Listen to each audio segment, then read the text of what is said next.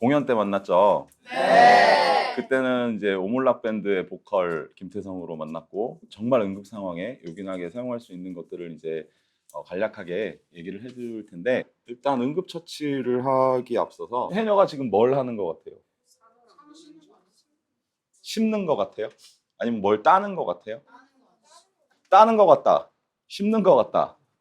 이렇게 하나의 그림을 보고도 각각의 생각이 다를 수가 있거든요. 사람은 서로 간에 생각이 다를 수가 있어요. 하지만 이거는 틀린 거예요. 다른 거죠. 관계를 형성을 할 때는요. 이해심과 인내심을 가져야 돼. 해녀가 숨을 참듯이 이 바다를 상대방이라 생각했고 해녀를 나라고 생각해서 상대방의 마음속에 마음속 깊은 곳에 예쁜 꽃을 심어주는 그런 행위를 관계 형성이라고 생각을 했어요. 이 얘기를 제가 여러분들한테 왜 하느냐. 여러분들은 더 잘 알고 있을 거예요. 나와 다른 사람이 있다라는 거, 그게 틀리지 않았다라는 거를 여러분들은 잘 알고 있을 거라고 생각을 해요. 단지 나와 다를 뿐이지 이해심과 인내심을 가지고 더 넓은 마음으로 생활을 했으면 좋겠다라는 생각으로 요 그림을 넣어봤어요. 응급처치가 뭘까요? 사고 현장에서 즉시 하는 조치를 응급처치라고 해요. 근데 응급처치가 중요한 이유가 뭘까요? 응급처치 잘하면 나중에 회복을 더 잘할 수 있다. 그렇죠. 빠른 응급처치는 환자의 회복을 도울 수 있고 목숨을 살릴 수 있어요. 응급처치를 하기 전에 나 응급처치할 건데 동의하세요? 이렇게 물어볼 수도 있죠. 의식이 있는 환자라면. 하지만 의식이 없는 환자인 경우에는 그거를 물어볼 수가 없잖아요. 응급 상황에서는 동의했다라고 가정을 하고 응급처치를 하게 됩니다. 그거를 보고 명시적 동의라고 해요. 여러분들이 제일 잘 알고 있는 응급처치가 뭐예요? 그렇지. 심폐소생술이죠. 심폐소생술을 하게 되면 환자가 살아날 확률이 굉장히 높아져요. 생존사슬이라는 게 있습니다. 심폐소생술을 하기 전에 일련의 과정들을 설명을 하는 건데 정지 환자를 발견을 하면 내가 인지를 하죠. 이 사람 심정지구나. 이제 의식이 없구나라는 걸 인지를 하게 돼요. 그 다음에 구조 요청을 합니다. 119 좀 신고해 주세요 라고 하는 게 맞을까요? 누군가를 특정 지어서 지칭을 하고 그 사람에게 신고를 해달라고 해야 돼요. 왜 그럴까요? 많은 대중들 앞에서 신고 좀 해주세요라고 하면 사람들이 머뭇머뭇할 수 있잖아요. 제세동기라는 게 있어요. 전기 충격기 맞아요. 제세동기를 찾을 수만 있다면 해주는 게 좋은데 없다라고 하면 구급대가 오기 전까지 계속적으로 심폐소생술을 해줘야 돼요. 119 구급대가 와서 전문소생술을 하면서 병원으로 옮겨지게 됩니다. 심폐소생술은 어떻게 하는 걸까요? 잠시만 누워주시겠습니까? 정신 차려보세요. 자, 의식이 없네요. 코에 손가락을 대어봤는데 숨을 쉬지 않아요. 동맥을 확인했더니 동맥이 뛰지 않습니다. 여기 하얀색 티 입으신 분 119에 전화해서 신고 좀 해주세요 라고 지칭을 하고 그때부터 이제 심폐소생술을 시작을 하는데 가슴 압박을 하게 되죠. 갈비뼈 선을 쭉 끝선을 따고 쭉 만져보다 보면 여기 가운데 움푹 파인 곳이 있습니다. 흔히 명치라고 하는데 이 아랫부분 손가락 부분에 압박을 하게 됩니다. 어깨 넓이만큼 벌려주고요. 그 다음에 손가락 깍지를 끼게 되는데 그러면 어디로 누를까요? 여기 이 바닥면으로 눌러주게 돼요. 팔을 곧게 펴주고 손을 갖다 대어주고 상체 모든 힘을 다해서 이렇게 꾹 눌러줘야 돼요. 그런데 이렇게 누르다 보면 갈비뼈가 부러질 수도 있어요. 그럼에도 불구하고 왜 이거를 심폐소생술을 할까요? 심장 뛰게 되죠. 심장을 먼저 뛰게 해야죠. 심장의 역할이 뭐예요? 우리 몸에 혈액이 돌게 하는 펌프 역할을 하는 거예요. 심장은요, 뭘로 이루어져 있을까요? 근육. 그렇죠. 굉장히 탄력이 강해요. 이 악력기 한 20배? 정말 단단한 그 고무공을 이렇게 쥐어짜는 느낌이라서 우리가 심폐소생술을 하면서 누를 때는 정말 온 힘을 다해서 눌러주어야 외부에서 그 힘이 안쪽으로 전달이 돼요. 심장 압박을 하면서 기도 유지를 해줘야 돼요. 관이 길이 이렇게 두 개가 있어요. 이 앞쪽에는 기도가 있고요. 이 뒤쪽에는 식도가 있습니다. 이 기도를 열어주어야 돼요. 기도가 막혀 있으면 산소 공급이 제대로 되지 않고 그 다음에 막혀 있는 기도로 이제 이물질이나 이런 게 들어갈 수가 있어요. 제가 이렇게 돼 있으면 지금 말하면서도 뭔가 막힌 소리가 나죠. 이마와 요 턱을 받쳐서 들어주면 기도가 열리게 됩니다. 자동 제세동기라는 게 있는데 관공서나 큰 건물들이나 이런 곳에 이제 다 비치가 되어 있어요. 근데 사용법을 알아야 되는데 두 개의 패치가 있는데 하나는 가슴 쪽, 하나는 요 옆쪽으로 이렇게 붙여주게 됩니다. 충전이라고 써 있는 버튼이 있을 거예요. 그걸 누르면 충전이 되게 되고 충전이 다 되면 기계에서 이제 말소리가 나올 거예요. 물러서 주세요라고 이제 말로 기계가 얘기를 해줄 거고 거기에 이제 빨간색 버튼을 누르면 전기 충격이 가해지게 됩니다. 내가 제세동기를 지금 사용할 수가 없는 상황이다라고 하면 심장 압박을 그냥 해주시면 됩니다. 기도와 식도 이렇게 두 개의 관이 있어요. 음식물은 식도로 넘어가야 돼요. 가끔 우리도 살에 들리죠. 그냥 기도로 잘못 넘어가서 그런 거예요. 근데 우리의 몸은 되게 신기한 게 잘못된 길로 무언가가 들어오면 그거를 우리가 자동적으로 차단을 합니다. 그러면서 캑캑 하면서 이제 기침이 나오는데 타이밍이 좀 늦은 거야. 그래서 조금 이제 깊게 들어갔어요. 그때부터 이제 기도가 이제 막히게 되죠. 할 수 있는 방법은 두 가지예요. 본인이 스스로 뱉어내는 게 제일 좋아요. 컵 모양으로 손을 이렇게 만들어줍니다. 왜 이렇게 컵 모양을 만들라고 하냐? 압력이 생겨요. 이렇게 쳐주면서 기침을 하면서 이렇게 뱉어내는 방법이 있는데 이게 안 된다. 그 위치에 깍지를 껴서 감싸주고 환자를 위쪽으로 들어 올린다는 느낌으로 힘을 주어서 이렇게 훅 이렇게 해주면 이쪽에서 이제 생기는 압력 때문에 밀려 나오게 돼요. 이게 하임리히법이에요. 우리가 걱정이 되는 게 있어요. 내가 이거를 심폐소생술이나 하임리히법을 했을 때 법적으로 문제가 되지 않을까? 선의의 응급의료에 대한 면책 사항이 있습니다.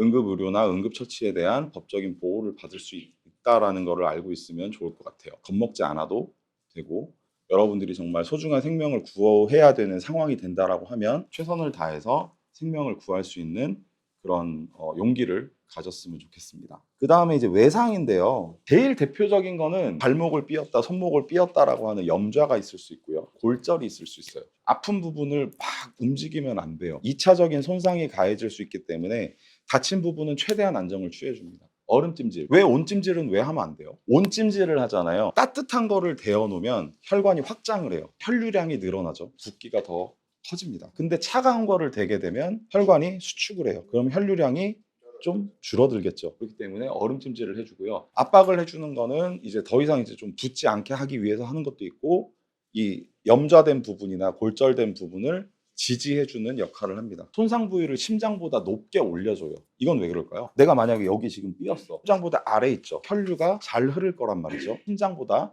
올려주게 되면 손상 부위로 가는 혈류량이 줄어들게 되고 붓기가 좀 가라앉을 수 있는 그런 요소가 됩니다. 안정과 얼음찜질, 그 다음에 압박과 그 다음에 올림 이거를 합쳐서 라이스라고 줄여놔요. 화상의 원인은 여러 가지가 있을 수 있어요. 뜨거운 거를 쏟아서 화상을 입을 수 있고 화학 물질에 의한 화상이 있을 수 있고 햇빛에 의한 화상이 있을 수 있습니다. 그래서 화상의 종류는 굉장히 여러 가지인데 화상의 정도가 어떠냐 1도, 2도, 3도로 나누게 돼요. 1도는 겉에 그냥 피부가 빨개진 거 이걸 1도라고 하고 물집이 생기는 걸 2도 화상이라고 합니다. 그리고 피부 표면이 검게 타든가 하얗게 보이든가 이런 거를 이제 3도 화상이라고 하는데 피부 재생이 안 될 수도 있어요. 화상의 응급처치는 어떻게 하느냐? 이 상처 부위를 20분 정도 흐르는 물에 이렇게 해줘야 돼요. 화기를 빼야 돼요. 이 화기를 빼주지 않으면 피부 조직이나 신경 조직에 손상이 있을 수 있습니다. 옷을 입고 있었어 내가 이렇게. 근데 여기에 화상을 입었어. 이걸 어떻게 해야 될까요? 그냥 벗겨요? 아니야 잘라.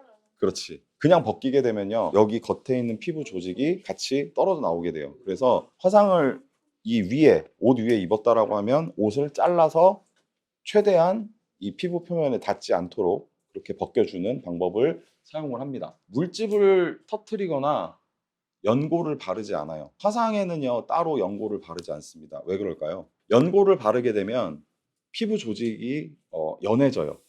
물집도 터트리게 되면 감염의 위험이 있기 때문에 터트리지 않습니다. 꼬매야 되는 상처들이 있죠. 이런 상처가 있을 때에도 연고는 바르지 않습니다. 왜? 연고를 바르게 되면 피부 조직이 연해지기 때문에 이거를 꼬맸을 때 잘 꼬매지지 않아요. 그 다음에 깨끗한 꺼즈로 덮어서 감염을 예방을 해주는데 젖은 드레싱을 해줘야 돼요. 바셀린을 꺼즈에 발라주던지 아니면 피부에 바셀린을 발라주고 그 위에 꺼즈를 덮어줍니다. 화상 상처는 건조해지면 이게 다 이렇게 벌어지거나 이렇게 뜯어지게 돼요. 그래서 항상 수분기가 있게끔 유지를 해주는 게 중요합니다. 얼음을 직접 대면 될까 안 될까? 안 돼요 안 돼요. 왜 안 돼요? 여름에 여러분들 얼음 이렇게 손으로 집은 적 있죠? 그럼 얼음이 붙어요 안 붙어요? 아. 붙죠. 화상 상처에 얼음을 직접 대게 되면 얼음이 붙어서 이 피부 조직이 떼어져 나올 수가 있습니다. 얼음 주머니를 만들어서 데워주면 좋습니다. 물집이 왜 생겨요, 근데? 화상을 입으면? 우리 몸을 이루는 성분 중에 가장 많은 게 뭐예요? 물. 수분이에요, 물. 근데 여기에 갑자기 뜨거운 물이 확 쏟아져서 화상 상처가 생겼단 말이에요. 그럼 여기가 갑자기 온도가 확 올라갔어. 얘를 낮춰야 되잖아요. 그죠? 주변에 있는 수분들이 이쪽으로 싹 몰리게 돼요. 우리 몸이 자연적으로 그걸 시키려고 수분을 몰아줘요. 그래서 생기는 게 물집입니다. 물집 생겼을 때 이게 터지면 어때요? 빨갛게 살이 나와서 아프잖아요. 여기에 이제 감염이 될 수가 있어요. 그렇기 때문에 물집은 터트리지 않는 게 좋습니다. 이빨이 부러졌거나 아니면 이빨이 이렇게 빠졌을 때는 어떻게 하면 될까요? 우유나 생리식염수에 담가서 병원에 가면 왜 근데 우유하고 생리식염수에 담그라고 해요? 우유는요, 여러분 무슨 제품이라 그래요? 유제품, 또 멸균 제품이라고 해요. 우유팩 열기 전에는 여기는 멸균 상태라는 거죠. 신경이나 이런 조직들을 보호하기 위해서 이렇게 우유나 생리식염수에 넣게 되는데, 이런 생리식염수는 어디서 사요? 약국이 없을 때는 편의점에 우리 리뉴를 사서 넣어도 돼요. 근데 정말 이제 아무것도 없어. 입에다가 넣는 방법도 좋아요. 그런데 이거를 내가 어떻게 잘못하다 삼킬 수도 있기 때문에, 물도 없어. 물도 없을 때는 내 침 있죠, 타액, 이거를 모아가지고 그 안에다가 이제 감싸서 가도 됩니다. 최종적으로는 이 치아를 가지고 빨리 병원에 가는 거. 코피가 났을 때는 어떻게 응급처치를 할 수 있을까요? 고개를 뒤로 젖히게 되면 이게 피가 넘어가죠. 기도로 넘어가게 되면, 기도는 어디랑 연결돼 있어요? 폐로 잘못 넘어가게 되면 폐에 피쳐요. 염증이 생길 수가 있어요. 피 덩어리가 기도를 막을 수도 있습니다. 여기가 기도예요. 기도로 피가 넘어가게 되면 폐로 피가 흘러 들어갈 수도 있고요. 피 덩어리가 기도를 막을 수도 있어요. 그렇기 때문에 뒤로 젖히는 행동은 하지 않습니다. 코피가 멈추지 않을 때는 눈과 눈 사이에 얼음찜질을 해주면 좋아요. 지혈을 해주는 효과가 나타나요. 찰과상을 입었어요. 쭉 넘어져가지고. 찰과상이라는 건 뭐야? 내가 이렇게 어딘가에 긁힌 거죠. 이 상처가 지금 깨끗할까요? 안 깨끗할까요?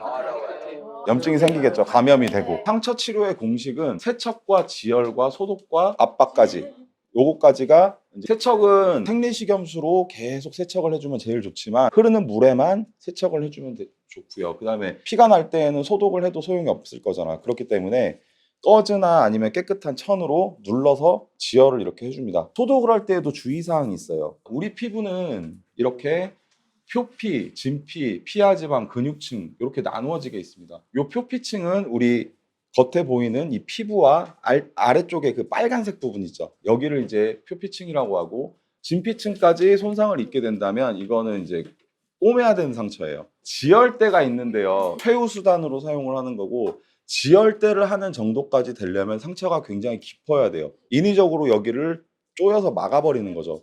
그러면 이쪽 아래쪽으로 혈류가 흐르지 않게 되고, 이게 오랜 시간이 되면 조직이 괴사를 해요. 활용을 하더라도 짧은 시간만 활용을 하게 됩니다.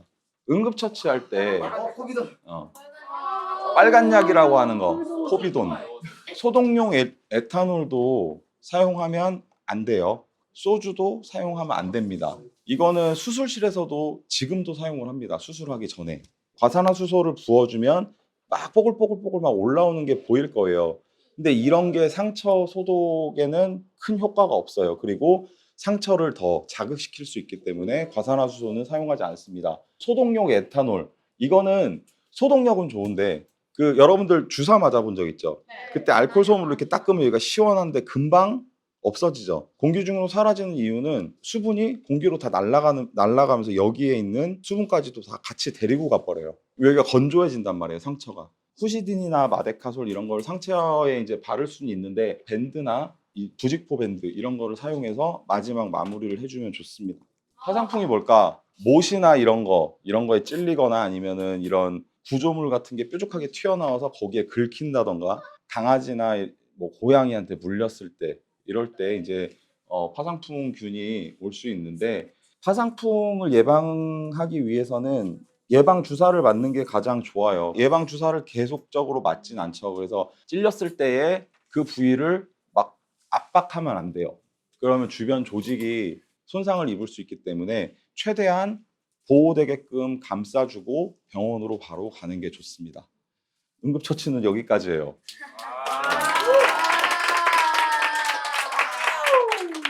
자, 지금부터는 여러분들이